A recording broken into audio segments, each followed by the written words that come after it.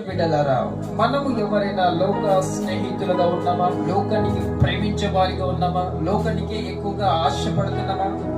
ఈ లోకానికి ఎక్కువగా ప్రేమించిన వేళ మీరు దేవునికి శత్రువుగా మారిపోతారు. హల్లెలూయా. మీరు లోకమును లోకంలో ఉన్న వాటిని ప్రేమించిన వేళ మీరు దేవునికి వైరులు అవుతారు, శత్రువులు అవుతారు. హల్లెలూయా.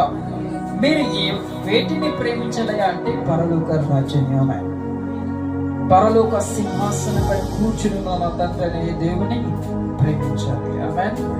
హల్లెలూయా.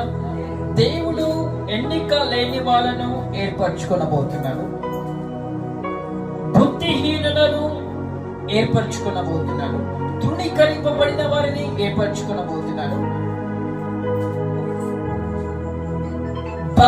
బలహీనులను దేవుడు ఏర్పరచుకొనబోతున్నాడు. ఆమేన్. హల్లెలూయా.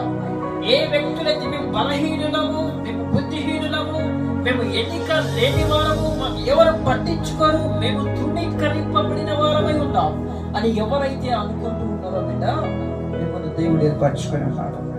గట్టిగా ఒకసారి హల్లెలూయా, హల్లెలూయా. దేవునికి మహిమ కలుగును గాక. బిడ్డలారా, మనము ఎవరైనా లోక స్నేహితులుగా ఉన్నామా? లోకానికి ప్రేమించే వారిగా ఉన్నామా? లోకానికి ఎక్కువగా ఆశపడుతున్నామా? ఈ లోకానికి ఎక్కువగా ప్రేమించిన వేళ మీరు దేవునికి శత్రువుగా మారిపోతారు. హల్లెలూయా. మీరు లోకమును లోకంలో ఉన్న వాటిని ప్రేమించిన వేళ మీరు దేవునికి వైరులు అవుతారు, శత్రువులు అవుతారు. హల్లెలూయా. మీరు వేటిని ప్రేమించాలయా అంటే పరలోక రాజ్యమే, పరలోక సింహాసనంపై కూర్చుని మన తండ్రి దేవుని ప్రేమించాలి. ఆమేన్. హల్లెలూయా.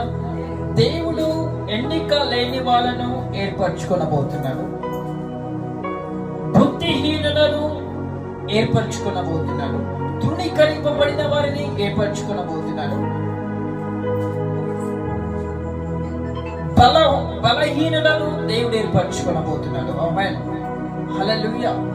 ఏ వ్యక్తులైతే మేము బలహీనులము, మేము బుద్ధిహీనులము, మేము ఎన్నిక లేని వారము, ఎవరు పట్టించుకోరు, మేము తృణీకరింపబడిన వారమై ఉన్నాం అని ఎవరైతే అనుకుంటూ ఉన్నారో బిడ్డ, మిమ్మల్ని దేవుడు ఏర్పరచుకొని ఉన్నాడు. గట్టిగా ఒకసారి హల్లెలూయా, హల్లెలూయా. దేవునికి మహిమ కలుగును గాక.